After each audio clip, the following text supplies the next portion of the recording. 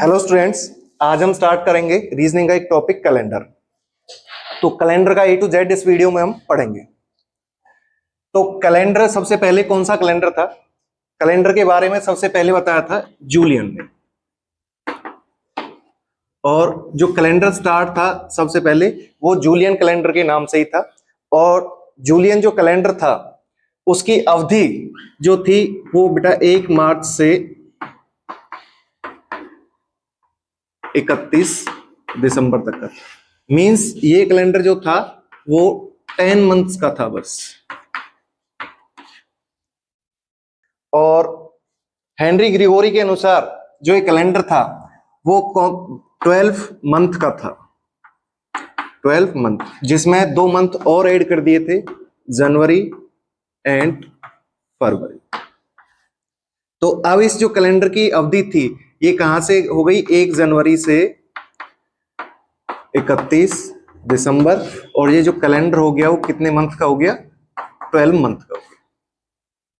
आपसे पूछ लिया जाए कि फरवरी में ही क्यों एक दिन, कभी जब लीप ईयर होता है तो 29 की होती है और कभी फरवरी 28 की होती है, तो ऐसा क्यों होता है?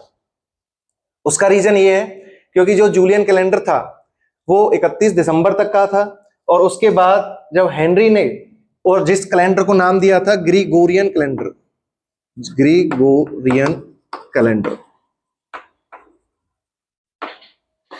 इसने 2 मंथ और उसमें ऐड किए थे, जनवरी और फरवरी। तो लास्ट का जो मंथ था वो फरवरी था। इसी वजह से फरवरी में कभी 28 का होता है और कभी 29 का दिन होता है। ग्रिगोरी का जो कैलेंडर था वो 1582 से स्टार्ट हुआ था। उससे पहले जो कैलेंडर था वो जूलियन कैलेंडर था। तो जो ग्रिगोरियन कैलेंडर था वो 1582 से हमने पढ़ा था। अच्छा, कैलेंडर अब जो इंडिया में कैलेंडर फॉलो किया जाता है वो कौन सा कैलेंडर फॉलो किया जाता है? वो कैलेंडर होता है 1 अप्रैल से 31 मार्च तक का। आपने जो इंडियन नववर्ष है उसके बारे में बताया होगा कि जो भारतीय नववर्ष है वो कहां स्टार्ट होता है? 1 अप्रैल से स्टार्ट होता है। इसी वजह से जो भारतीय कैलेंडर है वो 1 अप्रैल से उसकी अवधि होती है 31 मार्च तक की, 365।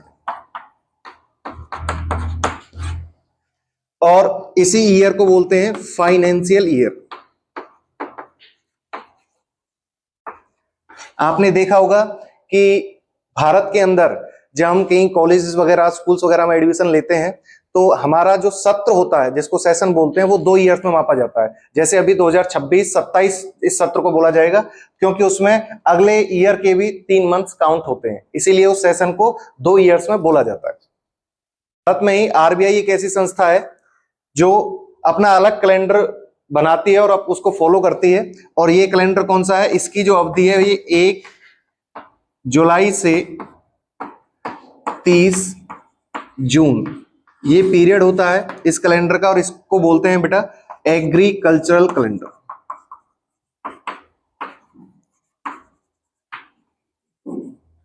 आपने पढ़ा होगा शक संवत और विक्रम संवत।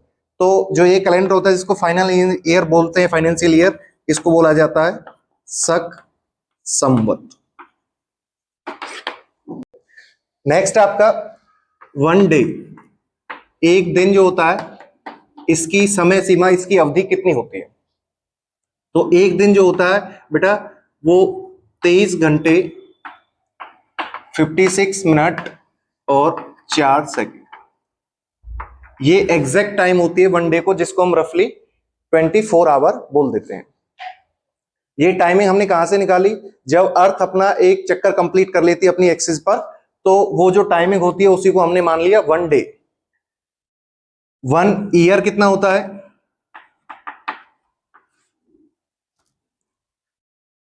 365 डे और 6 आवर 52 मिनट और 46 सेकेंड।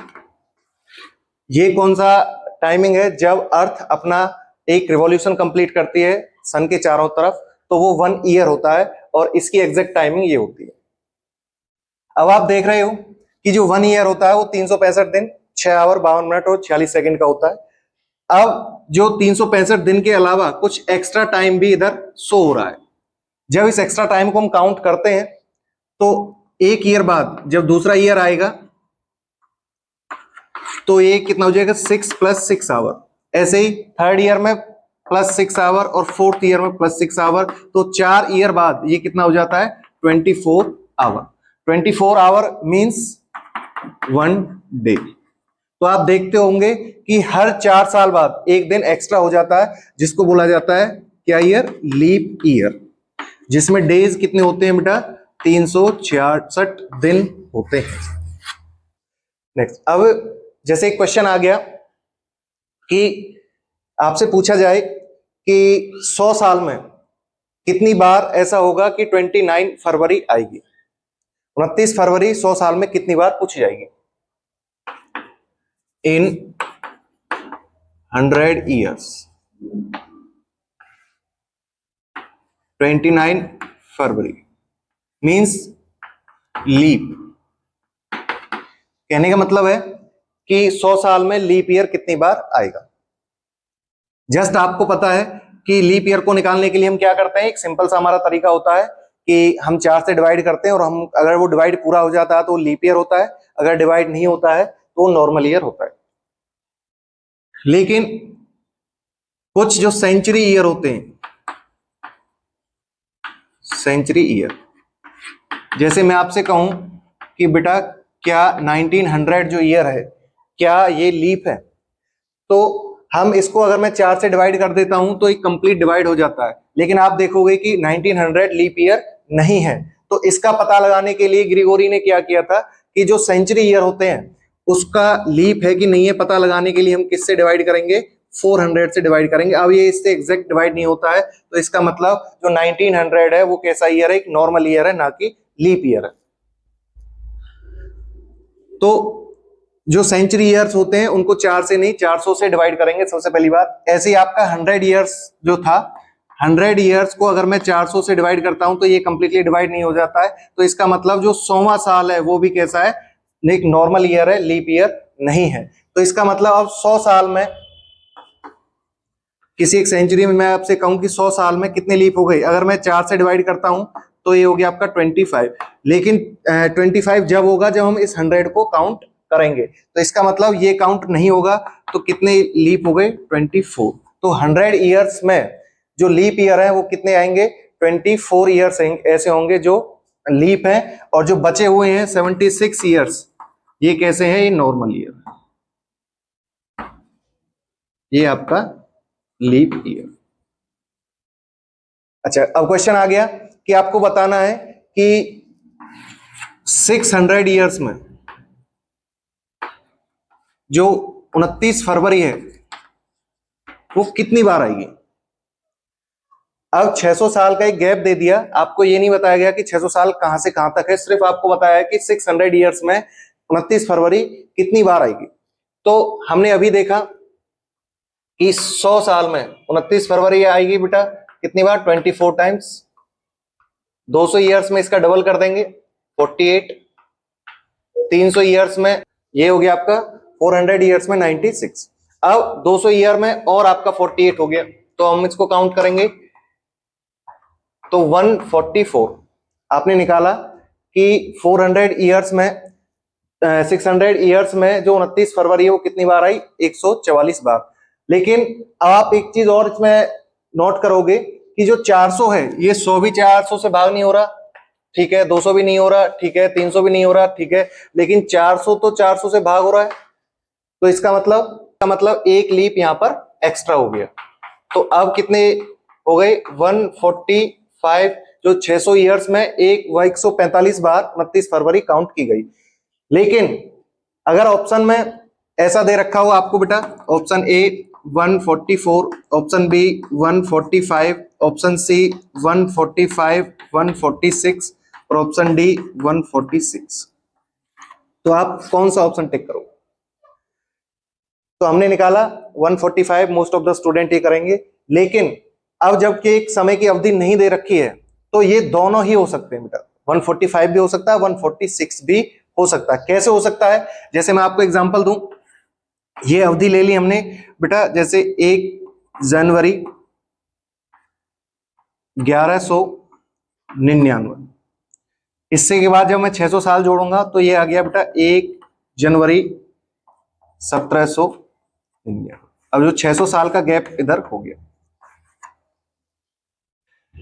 इसका मतलब इसमें बीच में एक बेटा 1200 ईयर आया और एक आपका 1600 ईयर आया। अब 1200 भी 400 से पूरा भाग हो जाता है और 1600 भी 400 से पूरा भाग हो जाता है। तो इसका मतलब ये जो लीप ईयर है ये 2 बार आया।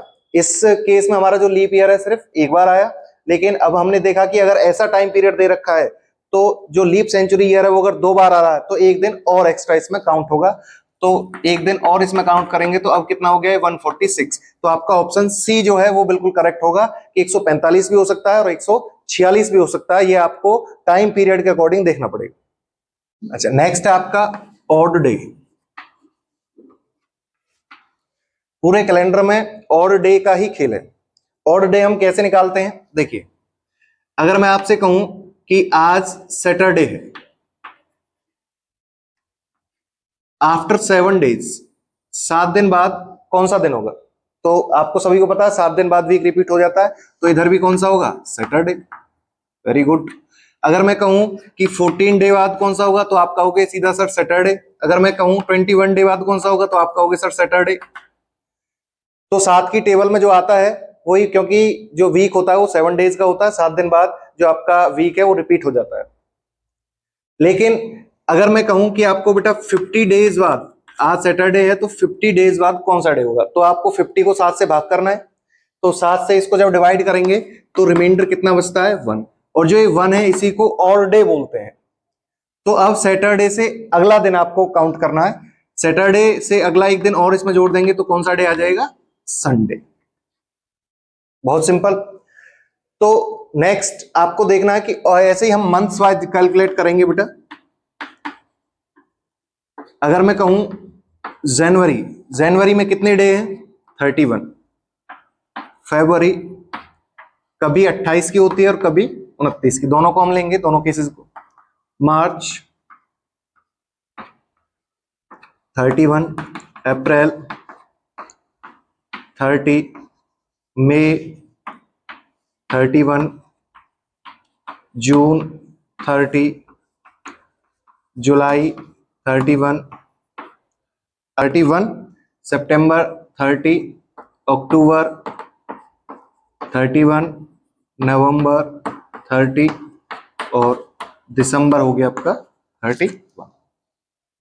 तो ये हमारे मंथ वाइज डे हो गए।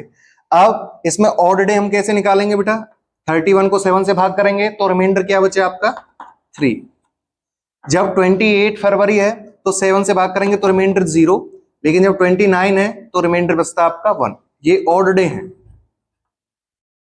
ये मंथ के डेज है। 30 फिर इधर 3, इधर 2, 3, 2, 3, 3, 2, 3, 2 एंड 3।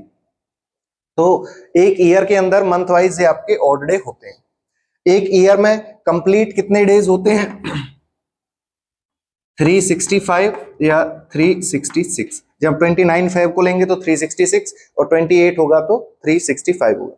अब ऑड डेज काउंट कर लीजिए, 3, 6, 8, 11, 13, 3, 16 और 19, 21, 24, 26 और 3, 29 नॉर्मल ईयर में। और जब फरवरी को काउंट करूंगा तो ये हो जाएगा आपका 30। अब फिर इसको 7 से डिवाइड करेंगे तो इधर बचा 1 और इधर बचा 2। तो इसका मतलब नॉर्मल ईयर के अंदर सिर्फ 1 ऑड डे होगा और लीप ईयर के अंदर 2 ऑड डे होंगे। इस चीज को आपको ध्यान रखना। तो ऑड डे हम एक ईयर के अंदर कैसे निकालते हैं, अगर आपका नॉर्मल ईयर है तो 1 ऑड डे और लीप ईयर है तो 2 ऑड डे। उसमें odd day means extra day जो 7 से डिवाइड होने के बाद एक्स्ट्रा बचता है। जैसे आपसे पूछा गया कि 1 जैन 2001, आपसे कहा गया 1 जनवरी 2001 को अगर मान लेते हैं मंडे है, ये माना हुआ है कि 1 जनवरी 2001 को मंडे है, तो बताइए 1 जनवरी 2002 को कौन सा डे होगा? तो अब आप देखोगे बेटा कि 1 ईयर का गैप है एग्जैक्ट, तो 1 ईयर का गैप है, तो 1 ईयर में मैंने बताया था कि एक और डे होता है, तो मंडे में एक और अगला डे ऐड कर देंगे तो कौन सा डे आ जाएगा? ट्यूसडे। वेरी क्लियर कि 1 जनवरी 2001 को मंडे है, तो 1 जनवरी 2002 को क्या होगा? ट्यूसडे होगा। ध्यान रखना, अब आपसे पूछ लिया जाए कि 31 दिसंबर 2001 को कौन सा डे होगा, तो आंसर है इधर ट्यूसडे है तो इधर कौन सा होगा? मंडे होगा। तो एक नॉर्मल ईयर जिस डे से स्टार्ट होता है उसी डे पे एंड होता है। तो अगर ये हो गया 1 जनवरी 2002 को ट्यूसडे है, तो आपसे पूछ लिया जाए 31 दिसंबर 2002 को कौन सा होगा, तो आप बताओगे सर ट्यूसडे है। 1 जनवरी 2003 को कौन सा होगा? इससे अगला दिन वेडनेसडे हो गया। अब आपसे पूछ लिया जाए 1 जनवरी 2004 को कौन सा डे होगा और 1 जनवरी 2005 को कौन सा डे होगा? देखिए 1 जनवरी 2003 वेडनेसडे, 1 जनवरी 2004। अब ये 2004 है, ये कैसा ईयर है? लीप ईयर है, क्योंकि 4 से भाग हो रहा है। तो अब बच्चे कहेंगे क्योंकि लीप ईयर में सर 2 और डे बताए थे, तो वेडनेसडे के बाद क्या हो गया आपका? थर्सडे और फ्राइडे। लेकिन आपको ये ध्यान रखना है कि जो ये 2004 है तो लीप, लेकिन हम कहां तक पहुंचे हैं बेटा? सिर्फ 1 जनवरी तक। तो इसका मतलब इन दोनों के अंदर जो गैप है वो अब भी कितना है? 365 दिन का ही है, ना कि 366 दिन है। तो 365 का ही है, तो इसका मतलब वेडनेसडे से अगला जस्ट दिन इसके अंदर आएगा। तो आपने लिख दिया कि सर थर्सडे आ गया। नेक्स्ट देखिए 1 जनवरी 2004 को अगर थर्सडे है तो 1 जनवरी 2005 को कौन सा होगा? देखिए इसके अंदर आप देखोगे है तो ये नॉर्मल ईयर, लेकिन अब 2004 से 2005 के बीच 29 फरवरी काउंट कर ली हमने, तो इसका मतलब अब जो डेज हैं वो कितने हो गए? 366 हो गए इस ईयर के बीच। 366 हो गए तो लीप ईयर हो गया, लीप ईयर हो गया तो 2 ऑड डे हो गए। तो थर्सडे के बाद जो डे आएगा वो क्या है? थर्सडे के बाद फ्राइडे, फ्राइडे के बाद अगला दिन कौन सा आएगा? सैटरडे। इसमें आपको ध्यान रखना है 2 दिन ऐड कर दिए जाएंगे, क्योंकि ये 366 हो गया, 366 हो गया तो 2 ऑड डे हो गए। तो आई थिंक अब आपका ये बिल्कुल क्लियर होगा। एक नॉर्मल ईयर जिस दिन से शुरू होता है उसी दिन पे एंड होता है, और एक लीप ईयर जिस दिन से शुरू होता है उससे अगले दिन पे वो एंड होता है। ध्यान रखना, अगर आपसे कहा जाए कि 1 जनवरी 2024 को फ्राइडे है मान लीजिए, तो 31 दिसंबर 2024 को कौन सा डे होगा? तो कौन सा होगा? सैटरडे, क्योंकि ये कैसा है? लीप ईयर है। लीप ईयर में मैंने बताया जिस दिन से शुरू होता है उससे अगले दिन पे वो खत्म होता है। अगर नॉर्मल ईयर होता तो जिस दिन से शुरू होता उसी दिन पे खत्म होता। तो आज में हमने एक चीज क्लियर कर ली कि जो नॉर्मल ईयर होता है, नॉर्मल ईयर, इसके अंदर 1 ऑड और जो लीप है इसके अंदर 2 ऑड। तो इसका मतलब क्या हो गया कि नॉर्मल ईयर के अंदर 365 दिन तो हैं, एक ऑड डे है। इसका मतलब 365 दिन को अगर मैं वीक्स में कन्वर्ट करता हूं तो एक ईयर के अंदर बेटा 52 वीक्स होते हैं। इसका मतलब हर कोई दिन एक साल में कम से कम 52 टाइम्स रिपीट होगा। अगर मैं 52 को 7 से मल्टीप्लाई करता हूं तो आप देखोगे ये हो गया आपका 364। मीन्स 7 बार तो हर दिन आएगा ही आएगा, लेकिन इसमें एक दिन और एक्स्ट्रा है, क्योंकि जो साल की अवधि है वो कितनी है? 365 दिन। तो अब ये एक्स्ट्रा जो डे है ये कौन सा है? ये वही डे है जिस डे से ईयर की शुरुआत हुई है। तो इसका मतलब 52 बार तो हर कोई डे आएगा, लेकिन एक डे ऐसा भी आएगा बेटा जो 53 टाइम्स आएगा नॉर्मल ईयर में, और वो डे कौन सा होगा? जिस डे से ईयर की शुरुआत हो रही है। अगर मैं लीप की बात करूं, लीप ईयर, ये देखिए इसमें 366 डे होते हैं, इसमें फिर बेटा 52 टाइम्स तो हर कोई डे आएगा। सारे डेज 52 टाइम्स तो रिपीट ही होंगे, लेकिन 53 टाइम्स 2 डे ऐड होंगे। मीन्स वह दिन जिस दिन से ईयर की शुरुआत हो रही है वह 53 टाइम्स आएगा, और वह दिन जिस दिन ईयर एंड हो रहा है वह 53 टाइम्स आएगा। तो नॉर्मल ईयर में 53 टाइम्स सिर्फ वन डे होता है, और लीप ईयर में 53 टाइम्स 2 डेज होंगे, जिस डे से ईयर की शुरुआत हो रही है और जिस डे पे ईयर खत्म हो रहा है। तो ये लीप ईयर और नॉर्मल ईयर की कॉन्सेप्ट अब आपकी बिल्कुल पूरी तरह से क्लियर होगी। आगे आपका अब 1 ईयर, एक ईयर में आपको बता दिया 1 ऑड डे। अगर आपको बहुत लंबा गैप दे रखा है कि आपको बताया गया कि 100 साल में कितने ऑड होंगे, ये तो आपको पता ही चल गया कि 100 साल में 24 बार लीप ईयर आएगा और एक जो 76 है वो नॉर्मल ईयर आएंगे। लेकिन 100 ईयर्स में ऑड डे कितने होंगे?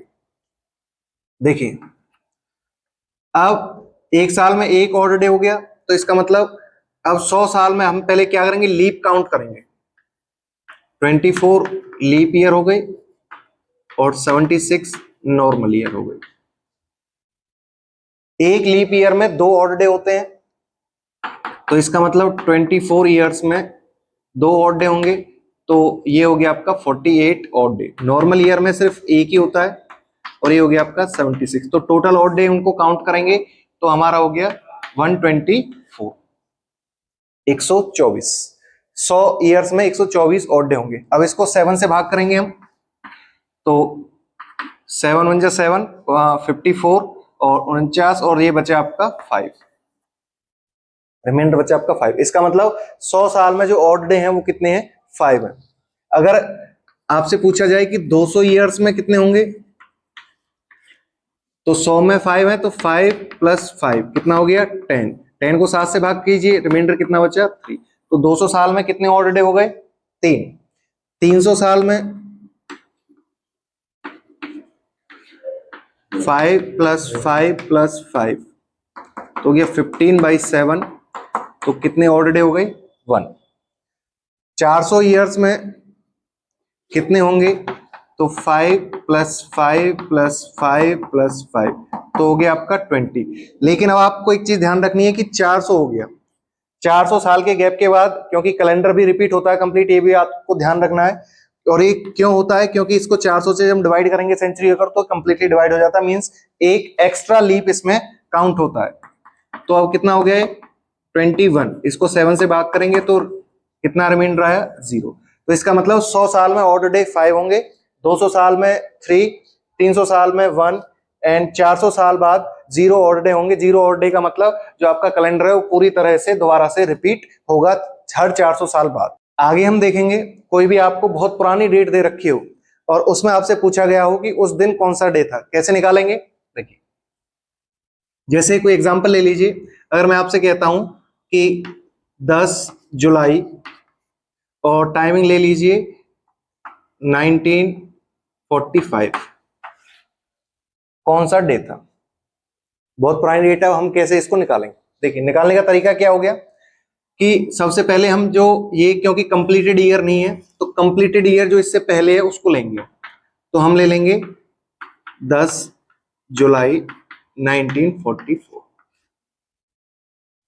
1944, ये क्योंकि ये ईयर कंप्लीट हो चुका है।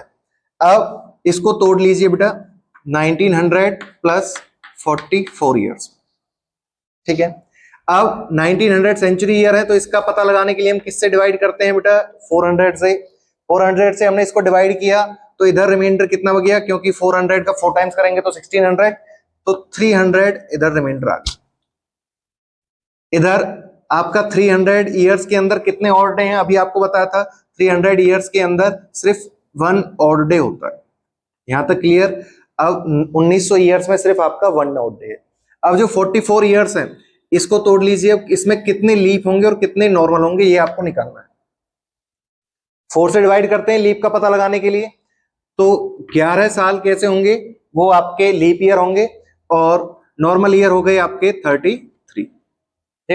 एक लीप ईयर में 2 ऑड डे होते हैं, तो टोटल ऑड डेज इधर हो गए 22, और नॉर्मल में 1 होते हैं, इधर हो गए आपके बेटा 33। तो टोटल काउंट करेंगे, ये हो गए आपके 55 ऑड डे। 55 को भी 7 से डिवाइड कर लीजिए, तो ये होगा आपका 6 रिमाइंडर बचे, क्योंकि 7 7 जा 49, 55 में से 49 गया तो आपका 6, तो 6 ऑड डे इधर से हैं, एक ऑड डे आपका ये, ऑड डेज को आपको काउंट करना है, इनको नहीं भूलना है, ध्यान रखना। अच्छा अब आ जाइए बेटा 1945 के अंदर, क्योंकि 1944 तक तो हमारा काम कंप्लीट हो चुका है। 1945 में चलेंगे तो सबसे पहले आ गया जनवरी। जनवरी में आपको बताया था 3 ऑड डे, फरवरी क्योंकि नॉर्मल ईयर है तो 0, मार्च 3, अप्रैल, अप्रैल में 2, मई 3, जून 2। अब देखिए ये 7th मीन्स जुलाई मंथ है। अब हम जुलाई में 3 ऑड डे काउंट नहीं करेंगे, हम जौन सी डेट तक गए हैं, हम 10 तारीख तक गए हैं, तो इस 10 को 7 से भाग करेंगे तो रिमाइंडर कितना बचा, तो 3 ही बचता है। वैसे भी क्योंकि हमको ये नहीं करना है कि जुलाई में 7 है तो 3 ऑड डे है तो हमको डायरेक्ट 3 कर देना है, हमको जो डेट दी हुई है उसको 7 से भाग करना है, तब आप ऑड डे निकालोगे। तो अब इसको टोटल काउंट कीजिए, 3 6 8 11 13 और 3 16, 16 ऑड डे इधर हो गए बेटा, 6 ये थे और 1 ये था, तो अब कितने ऑड डे हो गए आपके 23। 23 को 7 से भाग कर देंगे तो रिमाइंडर कितना बचा आपका 2। अब 2 रिमाइंडर बचा तो ग्रीगोरी ने क्या किया था, एक पैटर्न दिया था, उसको आप ध्यान से देखिए। अगर भाग करने पर हमारा रिमाइंडर बचता है 0 या फिर 7 तो हमारा आएगा बेटा संडे, 1 बचता है तो मंडे, रिमाइंडर 2 बचता है तो इसके बाद ट्यूसडे सेम, 3 बचता है तो वेडनेसडे, 4 बचता है तो थर्सडे, 5 बचता है तो फ्राइडे और 6 बचता है तो सैटरडे। ये एक पैटर्न आपको ध्यान रखना है। तो अब हमारा जो फाइनल है ऑड डे वो कितने बचे, 2 ऑड डे बचे, 2 ऑड डे बचे तो कौन सा डे है, ट्यूसडे। तो इसका मतलब 10 जुलाई 1945 को कौन सा डे है, ट्यूसडे रहेगा। सेम ऐसा ही क्वेश्चन अब आप लोगों को करके दिखाना है। एक क्वेश्चन में देता हूं 26 जनवरी 1948। अब आप बताइए करके, कैलकुलेट करके कि सर इस दिन कौन सा डे था। तो सेम वही पैटर्न अपनाना है, बिल्कुल ऐसे ही, ये आपके लिए है, आपको करके बताना है। नेक्स्ट आपका बेटा, इससे अगली कॉन्सेप्ट पे हम चलते हैं। कुछ ईयर्स होते हैं, कई बार पूछा जाता है कि जैसे अब 2026 चला हुआ है, ये कब रिपीट होगा, इसका कैलेंडर आगे कब रिपीट होगा। ऐसे अगर कोई भी ईयर दे रखा हो, वो पूछा गया हो कि उसका कैलेंडर आगे कब रिपीट होगा, तो हम इसको कैसे करेंगे देखिए।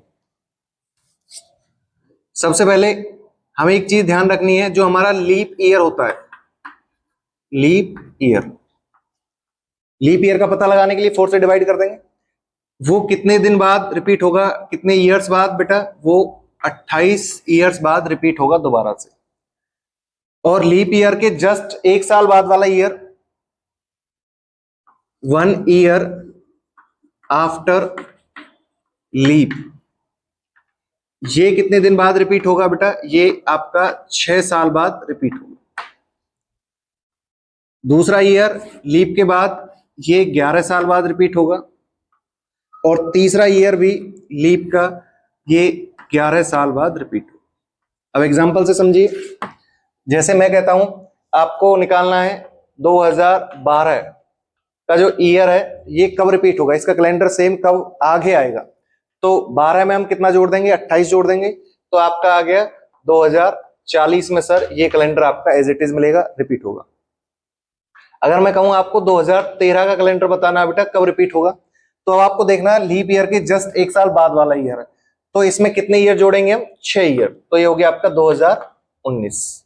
मैं कहूंगा आपको 2014 का बताना है बेटा, तो 14 के लिए क्या है कि ये इसका 2 साल का गैप हो गया, और दूसरी साल वाला जो कैलेंडर है वो कितने ईयर्स बाद, 11 ईयर्स बाद रिपीट होता है, तो इसमें 11 साल जोड़ देंगे, तो ये हो गया आपका 2025 का।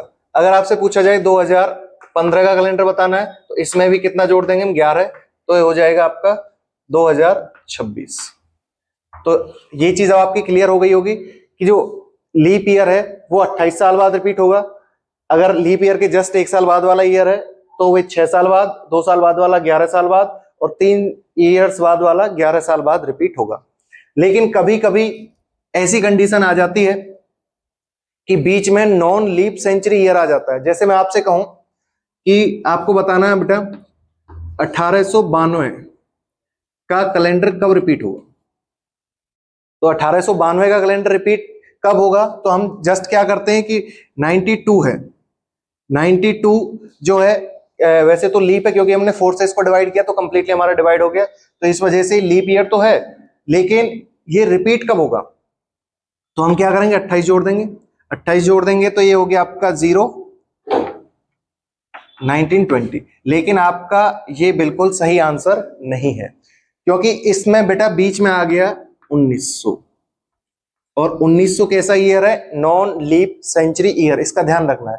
जब ऐसी कंडीशन पूछी जाए बीच में नॉन लीप सेंचुरी ईयर दे रखा हो तो ये ईयर 28 की जगह कितने साल बाद रिपीट होगा बेटा, 40 साल बाद। तो अब ये हो गया 1932, ये ध्यान रखना। अगर बीच में नॉन लीप सेंचुरी ईयर है तो ये लीप ईयर 40 साल बाद रिपीट होता है, अगर बीच में लीप सेंचुरी ईयर है तो सेम आपका 28 साल बाद रिपीट होगा। अगर जैसे मैं आपसे कहता कि 1996 का कैलेंडर कब रिपीट होगा, तो बीच में कौन सा ईयर आ गया बेटा, 2000 सेंचुरी ईयर, और 2000 लीप है क्योंकि ये 400 से पूरा भाग हो जाता है, तो इसमें हम 28 ही जोड़ेंगे, तो ये हो गया आपका 2000 कितना हो गया 24। तो आपको ये ध्यान रखना है जब बीच में लीप सेंचुरी ईयर आता है तो आपका 28 साल बाद ही रिपीट होगा, और अगर नॉन लीप सेंचुरी ईयर आता है तो ये लीप ईयर वाला कैलेंडर 40 साल बाद रिपीट होगा। तो इस लीप ईयर को आपको ध्यान रखना है, 2 बार 2 तरीके से रिपीट होता है।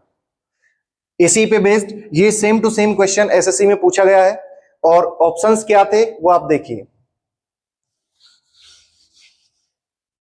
पूछा गया था 1892 का कैलेंडर कब रिपीट होगा, ऑप्शन है आपके 1904, 1960, 1920, और ऑप्शन डी है आपका 1908। देखिए ये आपका पूछा गया है क्वेश्चन सेम टू सेम, 1892 का कैलेंडर कब रिपीट हुआ होगा। आगे तो अब 1892 है, बीच में क्या आ गया बेटा 1900 ईयर्स, सेम वही 1900 क्या है, नॉन लीप सेंचुरी ईयर है, नॉन लीप सेंचुरी ईयर है तो हम कितने ईयर्स जोड़ेंगे, हम 40 साल जोड़ेंगे। अगर मैं इसमें 40 साल जोड़ देता हूं तो ये आपका आ गया बेटा 1932। लेकिन आप देखोगे ऑप्शन में कहीं भी 1932 नहीं है, तो हम कौन सा ऑप्शन टिक करें। अगर मैं 28 साल जोड़ता हूं तो ये हो गया आपका 1920। ये तो ऑप्शन में दे रखा है, क्या इसका ऑप्शन सी है, नहीं। यहां पर बहुत सारे बच्चे इसको टिक करके आए थे जिसकी वजह से ये क्वेश्चन था बिल्कुल गलत हो गया था। हमको क्या सोचना है कि हम 28 तो जोड़ ही नहीं सकते क्योंकि बीच में नॉन लीप सेंचुरी ईयर है, तो हम 40 जोड़ेंगे तो 1932 आता है, लेकिन 1932 ऑप्शन में नहीं है। हम एक चीज सोच सकते हैं कि 1932 इससे पहले, बाद में नहीं, और ध्यान रखना 1932 का कैलेंडर इससे पहले कब रिपीट हुआ होगा, तो इसमें से 28 माइनस कर दीजिए तो हो गया आपका 1904। अब मैं आपसे कहूं कि 1904 का कैलेंडर कब रिपीट होगा, तो इसमें ऐसे ही तो बोलोगे आप कि सर 4 में 28 जोड़ दीजिए 32 में, तो 28 और 32 का कैलेंडर हो गया कि नहीं हो गया सेम, तो इसका मतलब इसका ऑप्शन ए आएगा कि 1904 में ये कैलेंडर रिपीट हुआ होगा। तो कैलेंडर का A to Z अब आपका बिल्कुल क्लियर है।